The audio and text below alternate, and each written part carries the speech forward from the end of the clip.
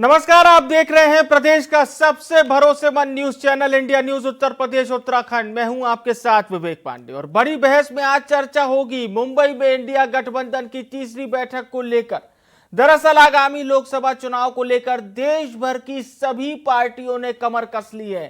BJP को हराने के लिए जहां देश की ज्यादातर बड़ी पार्टियों ने इंडिया गठबंधन बनाया है, वहीं विपक्षी दलों के इंडिया गठबंधन की तीसरी बैठक मुंबई में होगी। ऐसे में बात करें विपक्ष की, तो विपक्ष 2014 के बाद पहली बार इतनी मजबूती के साथ एकजुट हुआ है और राष्ट्रीय जनतांत्रिक गठबंधन के खिलाफ 2024 के लोकसभा चुनाव में इंडिया गठबंधन सक्रिय है।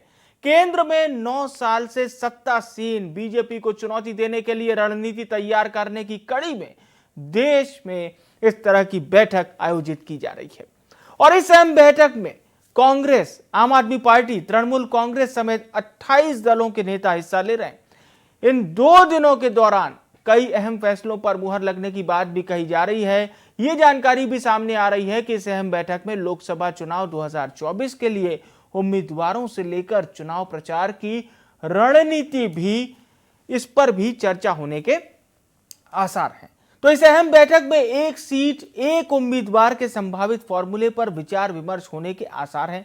कहा यह भी जा रहा है कि एक सीट एक उम्मीदवार को लेकर 450 सीटों पर चर्चा हो सकती है। इसमें गठबंधन का लोगो और कन्वीनर का नाम भी सामने आ सकता है। ऐसे में जहां एक तरफ मोदी का जीत वाला रथ है, तो लगातार दूसरी बार बहुमत के साथ सवारी कर रहा है और तीसरी बार जीत का परचम लहराने को तैयार है, जबकि विपक्ष इस विजयी रथ पर सवार होने के लिए कई दलों को एकजुट कर रहा है। लेकिन विपक्ष के पास आगे बहुत सारी चुनौतियां हैं। चुनौती नंबर 1, पीएम का चेहरा कौन होगा। चुनौती नंबर 2, गठबंधन का संयोजक कौन होगा। चुनौती नंबर 3, इंडिया गठबंधन का लोगो आखिर क्या होगा। चुनौती नंबर 4, पार्टी के अंदर मतभेद को कैसे खत्म किया जाएगा। चुनौती नंबर 5, कई दलों की अलग अलग विचारधारा आखिर एक कैसे होगी। चुनौती नंबर 6, गठबंधन का झंडा कैसा होगा और इसे कौन तय करेगा। चुनौती नंबर 7, सीट शेयरिंग का फॉर्मूला आखिर क्या होगा। तो ऐसे कई सवालों के साथ करेंगे आज की बड़ी बहस। एक खास पैनल भी जुड़ेगा हमारे साथ, लेकिन उससे पहले हम आपको नेताओं के बयान और हमारे संवाददाता की रिपोर्ट दिखाते हैं। उत्तर प्रदेश में 80 सीटें हैं और उत्तर प्रदेश की बड़ी भूमिका है, इसलिए उत्तर प्रदेश की जनता, जिन लोगों ने धोखा दिया है जनता को, उनको 24 में बाहर करेंगे। जो 14 में आए थे वो 24 में चले जाएंगे। लगातार इंडिया गठबंधन की बैठकें हो रही हैं। पहले पटना में हुई, बेंगलोर में, और आज से महाराष्ट्र के और मुंबई शहर में, जो हमारी आर्थिक राजधानी है, वहाँ पर कार्यक्रम होने जा रहा है। पूरे देश की जनता को भरोसा है कि ये गठबंधन तैयार होगा। इंडिया का गठबंधन देश के संविधान और लोकतंत्र को बचाने के लिए बना है। कांग्रेस मुख्य पार्टी है, लेकिन हम सिर्फ सीटों की वजह से इस देश के लोकतंत्र को खतरे में नहीं डाल सकते, जो लगातार खतरे में है। देश के आम आदमी की आवाज को दबाया जा रहा है, उनके अधिकारों को कुचला जा रहा है। तो सीटों के बंटवारे को लेकर जो भी बातें हैं वो बातचीत से सुलझा ली जाएंगी। कहीं पर कोई मतभेद नहीं है। ये विपक्षी एकता का जो हमारा इंडिया गठबंधन है, दिन पर दिन बढ़ता जा रहा है। इंडिया गठबंधन की बैठक जहां महाराष्ट्र में आहूत की गई है, वहीं इस गठबंधन में उत्तर प्रदेश के कई सियासी मायने लगाए जा रहे हैं। खासतौर पर उत्तर प्रदेश में समाजवादी पार्टी, राष्ट्रीय लोकदल और अपना दल कमीरावादी इस बैठक में शामिल होने जा रहे हैं। ऐसा भी माना जा रहा है कि इस बैठक में सीट शेयरिंग फॉर्मूले को लेकर न सिर्फ आम चर्चा होगी, बल्कि आम सहमति भी बनेगी। आपको बता दें कि जहां इंडिया गठबंधन में पूरी तरह बड़े भाई की भूमिका में कांग्रेस है, वहीं उत्तर प्रदेश में ड्राइविंग सीट पर समाजवादी पार्टी है। जहां सीट शेयर को लेकर अखिलेश यादव ये चाह रहे हैं कि ज़्यादा से ज़्यादा सीटें उन्हें मिलें, ताकि लोकसभा में भी उनकी भूमिका नेशनल पार्टी के तौर पर और मजबूत हो। राष्ट्रीय लोकदल भी चाह रही है कि कांग्रेस के साथ मिलकर जो सीट शेयरिंग फॉर्मूला वो अखिलेश यादव के साथ शेयर कर रहे थे उससे ज़्यादा ही कुछ कांग्रेस की तरफ से उन्हें ऑफर किया जाएगा। वहीं कमीरावादी अपना दल कमीरावादी की भी ऐसे ही कुछ सोच है। देखना होगा कि सीट शेयरिंग फॉर्मूले को लेकर किस तरह की आम राय इस बैठक में बनती नजर आएगी। कैमरामैन गौरव के साथ Abhishek Singh, India news, Lucknow. India गठबंधन की बैठक जहां महाराष्ट्र में जो एक सबसे बड़ी बात निकलकर सामने आ रही, समन्वयक कौन होगा, लीड कौन करेगा। चर्चा को शुरू करते हैं। कुछ खास मेहमान हमारे साथ जुड़ चुके हैं, उनका तारुफ आपसे कराते हैं। राघवेंद्र सिंह जी हमारे साथ जुड़ चुके हैं, भारतीय जनता पार्टी के प्रवक्ता हैं। अनिल दुबे जी राष्ट्रीय प्रवक्ता हैं आरएलडी पार्टी के। विनय सिंह जी जुड़ चुके हैं, समाजवादी पार्टी के प्रवक्ता हैं।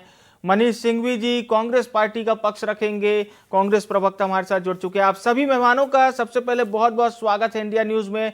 चर्चा की शुरुआत मैं करना चाहूंगा विनय जी आपसे।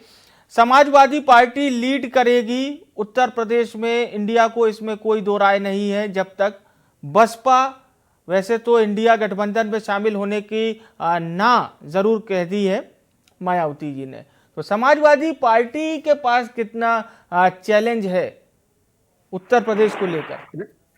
देखिए, मैं आपको क्लियर बता दूं, समाजवादी पार्टी के बिना उत्तर प्रदेश से हरी झंडी दिखाए और किसी भी सत्ता का जो देश की सत्ता है वो बन नहीं सकती है।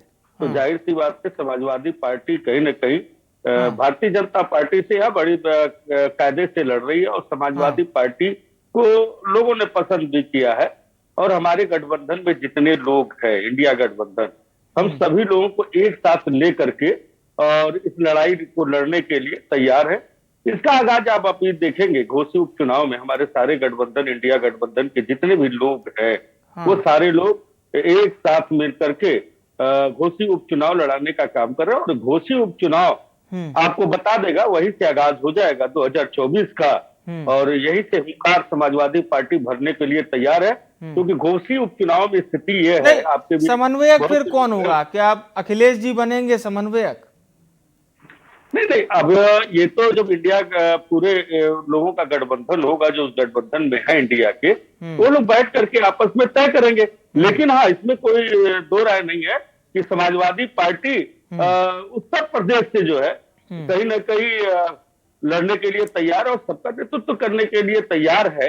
और जैसे भी जो भी रणनीति बनती है उसके तहत समाजवादी पार्टी बड़ा दिल दिखाने के लिए भी तैयार है। और हमेशा से ये अहम बात आपने कही है कि समाजवादी पार्टी बड़ा दिल भी दिखाएगी।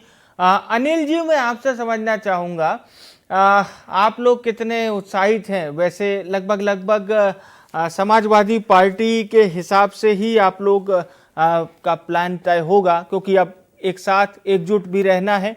और फिलहाल क्या कुछ आप लोगों के प्लान हैं? किस प्रकार से आप लोग सारे प्लान फॉलो कर रहे हैं? की बैठक है। हाँ जी। और ये तीसरी बैठक है, इसमें 26 दल शामिल हैं।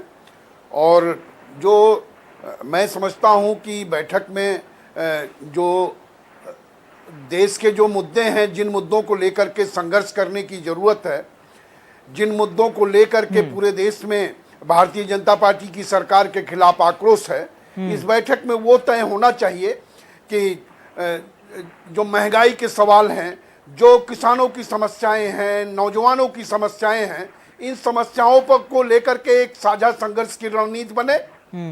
और जो जहां प्रभावी हो,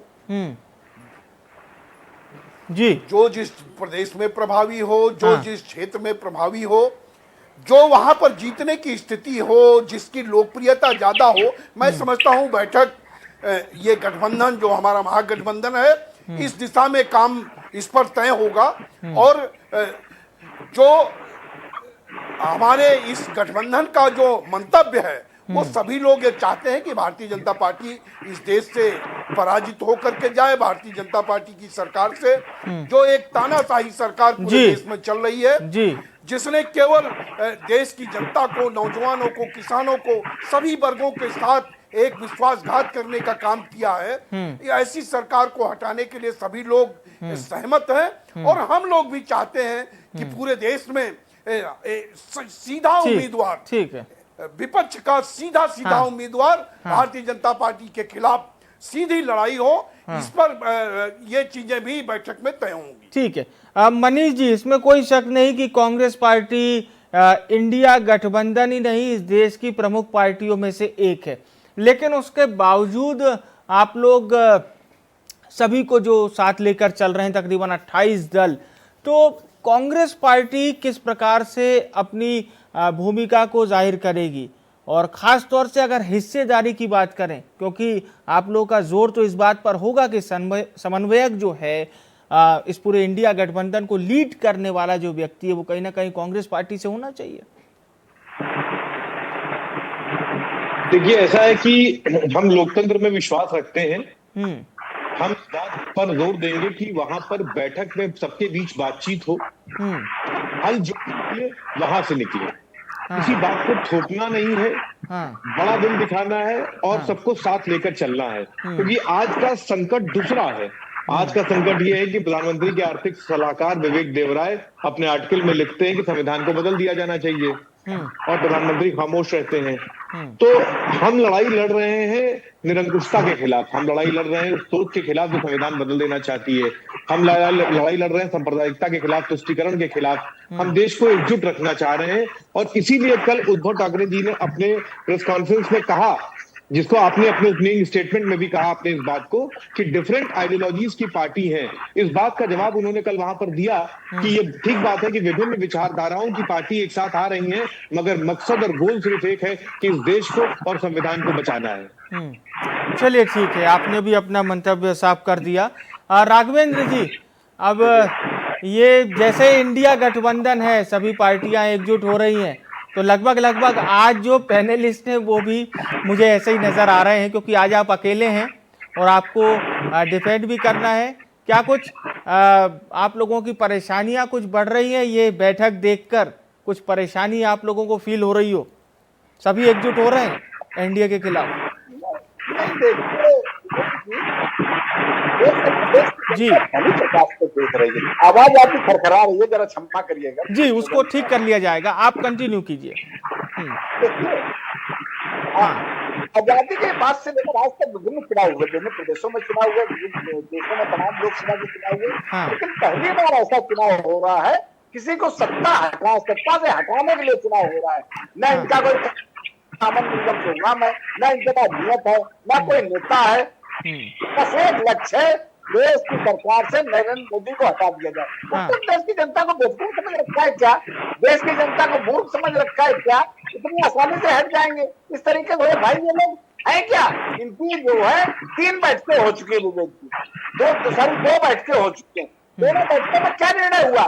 तो का कलर ये होगा, मेज का कलर ये होगा, जो अतिथियों को उनको कौन लाएगा, वाहनों के खर्चा कौन उठाएगा, मीडिया कौन सेट करेगा, फोटोग्राफर कौन सेट करेगा, इसके अलावा आज तक कोई भी उचित निर्णय नहीं हो पाया है।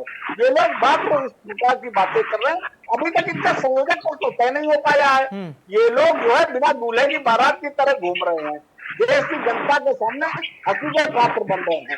भारतीय सरकार की 2 बार बैठकें हो चुकी है, 2014 में भी लोगों का गठबंधन हुआ था, 2019 में भी गठबंधन हुआ था, तो इनका नाम दूसरा था, लोगों ने उसका नाम चेंज करके नए रूप में देश के सामने है।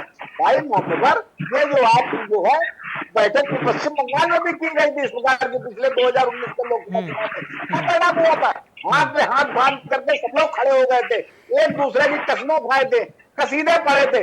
परिणाम क्या हुआ था? वास्तविकता विवेक ये स्वार्थी तत्वों का गठबंधन है। ये लोग सिर्फ नरेंद्र मोदी को देश से हटाना चाहते हैं। आज की तारीख में देश जो है एक आर्थिक महाशक्ति बन गई है। देश वो विपक्ष ये कह रहा है कि ये देश बचाने के लिए गठबंधन हुआ है, देश को बचाने के लिए हम लोग एकजुट हुए हैं। अरे भाई, विपक्ष जो है कायदे से बात भी नहीं रख पा रहा है। अभी कांग्रेस पार्टी की एक बैठक हुई थी आज से लगभग 4-5 साल पहले। कांग्रेस के नेताओं ने ही कहा था कि आप लोग जितना नरेंद्र मोदी के ऊपर आक्रमण करेंगे उतनी कांग्रेस कमजोर होगी। राहुल गांधी ने उन लोगों को डांटा फटकारा, उसमें से बहुत से लोग कांग्रेस पार्टी छोड़ के वापस आ गए। ये लोग फिर एक गलती और कर रहे हैं, भारतीय जनता पार्टी की नीतियों का विरोध कर रहे हैं। हम लोगों ने जो काम किया उसका विरोध करें। ये लोग सिर्फ नरेंद्र मोदी को सामने खड़े किए। माननीय नरेंद्र मोदी आज की तारीख में देश ही नहीं विश्व के सबसे ज्यादा लोकप्रिय नेता है। आप लोगों की बहुत दुर्गति होनी है, पूरा देश देखेगा। आप लोग जो आपका जी ठीक है, जो गठबंधन है 50 के अंदर सिमट के जाने वाला है पांडवत जी। मैं प्रतिक्रिया ले लेता हूं विनय जी से।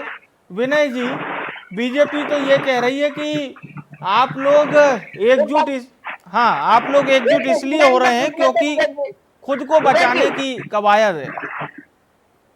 विनय जी मत हो तो हाँ, मैं ये पूछ रहा हूँ विवेक जी से। जी विवेक जी बोलिए। बड़ा दिल रखने की बात कर रहे हैं। हाँ। अभी मध्य प्रदेश में चुनाव होने जा रहा है। समाजवादी पार्टी ने अपने 8 प्रत्याशी घोषित किए थे कि मैं मध्य प्रदेश में 8 प्रत्याशी लड़ाऊंगा विधानसभा चुनाव में। आप लोग एक तरफ कह रहे हैं INDIA गठबंधन, दूसरी तरफ मध्य प्रदेश में 8 प्रत्याशी लड़ा रहे हैं। ये क्या चीज है भाई? कौन सा गठबंधन ऐसा है एक दूसरे के खिलाफ प्रत्याशी? चलिए, आपने सीधा सवाल किया है जी, तो हम विनय जी से ही जवाब ले लेते हैं। विनय जी क्या कहेंगे? कहीं अलायंस की तैयारी है तो कहीं बिना अलायंस के ही चुनाव लड़ा जा रहा है? विवेक जी, अब थोड़ा सा हम तो कई प्रश्न इन्होंने किया है, तो थोड़ा सा समय दे दीजिएगा इनके सारे प्रश्नों का। जी जी बिल्कुल सर, बाकी सभी हमारे पैनलिस्ट। हाँ बोलिए। इन्होंने जो कहा है ये नरेंद्र मोदी को हटाने का चुनाव है। और इन्होंने एक चीज और कहा है कि आप हमारे कार्यों का विरोध कीजिए, नरेंद्र मोदी का विरोध क्यों करें। इनका देखिए, इनकी जो महत्वाकांक्षा है, जो इनकी सोच है, वो सिर्फ मोदी तक है। इनकी सोच देश तक नहीं है। जनता की जो दिक्कतें हैं उससे कोई इनको सरोकार नहीं है कि इनका कहना है कि आप उसका विरोध कीजिए लेकिन मोदी को बचा करके रखिए। तो देखिए, यह चुनाव जो होने जा रहा है कहीं न कहीं एक अधिकार और हक की लड़ाई जो आज कहीं न कहीं छीनने का प्रयास भारतीय जनता पार्टी ने किया है, उसके खिलाफ होने जा रहा है। ये लोकतंत्र को बचाने के लिए होने जा रहा है। ये बाबा साहब के जो संविधान है, बीजेपी कह रही है कि आप लोग आपस में ही एकजुट नहीं हो पाते हैं। स्टेटमेंट कई बार जारी होते हैं लेकिन पूरी बात बोलिए। ठीक है राघवेंद्र जी, इसीलिए मैं कहा क्या परेशान क्यों? आप पूरी सुनिए तो आपको हमने सुना। अभी 8 तारीख को पता चल जाएगा, दूध का दूध पानी का पानी हो जाएगा, समझ में आ जाएगा क्या है। देखिए, ठीक है राघवेंद्र जी, मैं आऊंगा आपके पास, आऊंगा प्लीज। सारे सभी पैनलिस्ट अपनी बात कर लें। ठीक है राघवेंद्र जी, मैं आऊंगा आपके पास, एक फाइनल स्टेटमेंट लेने आऊंगा। ठीक है, अभी ठीक है राघवेंद्र जी, अभी विनय जी अपनी बात रख लें। मैं आऊंगा आपके पास आपसे स्टेटमेंट लेने। विनय जी बोलिए। विवेक जी, ये झूठ के पाठशाला के विद्यार्थी है। भारतीय जनता पार्टी झूठ के पाठशाला। ठीक है राघवेंद्र जी, ऐसे चर्चा हम लोग नहीं कर पाएंगे। सबके पास सीमित समय है, थोड़ा समय सभी को दिया गया है, समय निकलता जा रहा है। मैं अनिल जी आपके पास आना चाहूंगा। अनिल जी, ये जो एकता को लेकर सवाल खड़ा हो रहा है कि एकता कैसी बनी रहेगी, कुछ पुराने उदाहरण बीजेपी दे रही है। नहीं, एकता तो है ही है। देखिए, अगर एकता ना होती, सब लोग एक साथ सहमत ना होते, तो आज ये जो 28 दल एक साथ आए हैं, तो एकता तो है ही है। सभी लोग चाहते हैं कि भारतीय जनता पार्टी से इस देश को निजात मिले, इस देश की जनता को महंगाई से राहत मिले, किसानों को उनकी लागत का 1.5 गुना मूल्य मिल जाए, किसानों की आमदनी जो इन्होंने वादा किया था 2022 तक 2 गुनी करने का, उसे इंडिया गठबंधन 2024 में आकर के किसानों की आमदनी को दुगनी से भी अच्छी करे, नौजवानों को रोजगार मिले। इन सब मुद्दों पर सारे लोग दल एक हैं। मणिपुर की घटना कितनी शर्मनाक घटना हुई, उसको पूरे देश ने देखा। बहन बेटियों के साथ जो अत्याचार मणिपुर में हुआ उसको सारे लोगों ने देखा। तो पूरे देश की जनता बदलाव चाहती है, और जब देश की जनता बदलाव चाहती है तो सारे लोग एक होंगे, सारे लोग एक मंच पर आ रहे हैं। आज 28 दल है, इसमें अभी कल को और भी कुछ लोग जुड़ेंगे, और सभी लोग चाहते हैं कि इस देश की जनता को न्याय मिले। मुझे लगता है कि देश की जो 80 करोड़ जनता है, जिसको आत्मनिर्भर बनना चाहिए था, और इस सरकार ने उनको 5 किलो राशन पर निर्भर ठीक है, कर दिया है। ठीक है सर। हम इंडिया के गठबंधन अगर मैं सरकार आऊंगा, जब 2024 विनय जी आऊंगा, में मैं बनेगी, तो देश की असली करोड़ जनता आत्मनिर्भर बनने का काम जो है करेगी। बोलने नहीं दे रहे हैं, आप हमारे समय नहीं दे रहे हैं। जी। ये सत्ता जाने का डर जो विक्षिप्त लोग हैं बोलने नहीं दे रहे हैं, और आप हमें समय नहीं दे अरे रहे हैं। नहीं सर, समय तो देखिए मेरे पास बहुत सीमित है, मैं सभी को बराबर आराम दूंगा। मैं आऊंगा राघवेंद्र जी और विनय जी, आपसे एक फाइनल कमेंट लूंगा। मनीष जी का रुख करना चाहेंगे। मनीष जी मोदी जी से ज्यादा विक्षिप्त हो गए। ठीक है विनय जी प्लीज। मनीष जी, सीधा सवाल ये कि कांग्रेस पार्टी को लेकर आपने ये तो बता दिया कि दिल बड़ा हमें भी करना है, ये बहुत अच्छी बात लगी, लेकिन कई बार क्या होता है ना सर कि हिस्सेदारी जिम्मेदारी जब दोनों एक साथ आती है ना, तो कुछ आगे पीछे वाली चीजें, चाहे अतीत में जाइए वर्तमान में, थोड़ा बहुत पसोपेश रहता है। इसको कैसे दूर कीजिएगा? इनकार तो इससे नहीं कर सकते। जी मनीष जी। मनीष जी, आप ऑडियो को अनम्यूट कर लीजिए, आपका ऑडियो अनम्यूट कर लीजिए। हाँ। आपने एकदम सही कहा कि पशुपेश तो रहता ही है, लेकिन हम उस पशुपेश को बातचीत करके सुलझाएंगे। अभी आदरणीय राघवेंद्र जी बहुत सारी बातें कह रहे थे, मैं देखिए क्रम से काम चल रहा है। हमने पहली मीटिंग में जो 16 लोग बैठे, हमने ये तय किया कि हम एक अलायंस बनाएंगे। बेंगलुरु में 26 दलों ने तय किया कि उसका नाम इंडिया होगा और वो मिलकर चुनाव लड़ेगा। आज की जो बैठक, आज और कल की बैठक है, इसमें हम लोगो फाइनल करेंगे, कॉमन मिनिमम प्रोग्राम फाइनल करेंगे, हम कहां से कैसे लड़ेंगे, हमारा संयोजक कौन होगा, हमारे स्पोक्स पर्सन कौन होंगे। तो हम बहुत क्रम से काम कर रहे हैं। और आप सबसे अच्छी बात ये देखिए कि हम जो भी कर रहे हैं आपकी बातचीत से और बड़ा दिल करके कर रहे हैं। चलिए, बहुत अच्छी बात कही आपने। राघवेंद्र जी, आपकी प्रतिक्रिया। देखिए राघवेंद्र जी क्या बताएंगे, जाना चाहते हैं, मैं एक बात पीछे जाना चाहती हूँ। ये बताइए अखिलेश यादव उत्तर प्रदेश में क्या कर रहे हैं? लोकसभा चुनाव विधानसभा चुनाव एक वर्ष हो गया है, कमेंट हो जाने दीजिए हुआ भाई। प्लीज। चर्चा का समापन अच्छा होना चाहिए। विनय जी, चर्चा का समापन मेरे हिसाब से अच्छा होना चाहिए।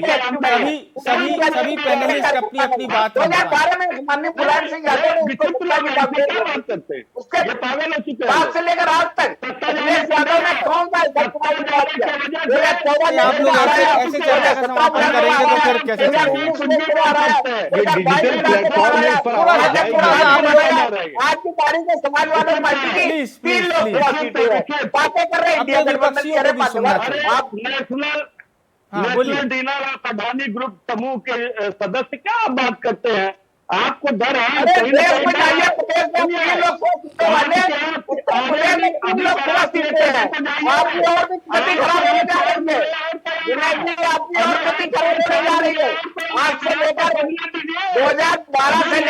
मुझे नहीं लगता कि हम लोग जी 4 दूल्हे और तैयार है। योगी जी है, गडकरी जी है, अमित शाह जी है, अभी चलिए ठीक है, समय समाप्त हो चुका है। मैं आप सभी महानुभावों का बहुत बहुत धन्यवाद करना चाहूंगा हमारे साथ चर्चा में शामिल होने के लिए। शुक्रिया आपका। चर्चा हो रही थी इंडिया गठबंधन को लेकर और उन चुनौतियों को लेकर जिससे इंडिया गठबंधन को जूझना है। इससे इनकार इंडिया गठबंधन भी नहीं कर सकता, क्योंकि उसका सामना एनडीए से है। एनडीए जो 2014 में एक तरफा बहुमत के साथ सरकार बनाती है, 2019 में सरकार बनाती है, अकेले बीजेपी सरकार बनाने में अपने आंकड़ों को पूरी तरह से दुरुस्त रखती है। और अब 2024 में इंडिया वर्सेस एनडीए, क्या इंडिया पूरी तरह से तैयार है? नेतृत्वकर्ता कौन होगा? और मान लीजिए अगर इंडिया सत्ता में आ जाती है तो प्रधानमंत्री कौन बनेगा? ऐसे बहुत सारे सवाल हैं जिससे इंडिया को जूझना है। एनडीए वेट एंड वॉच की भूमिका में है, बारीकी से ऑब्जर्वेशन किया जा रहा है और सब कुछ देखा जा रहा है। फिलहाल ये सब लगातार इसी तरह से जारी रहेगा। बड़ी बहस में इतना ही। मुझे आने विवेक को दीजिए इजाजत। नमस्कार।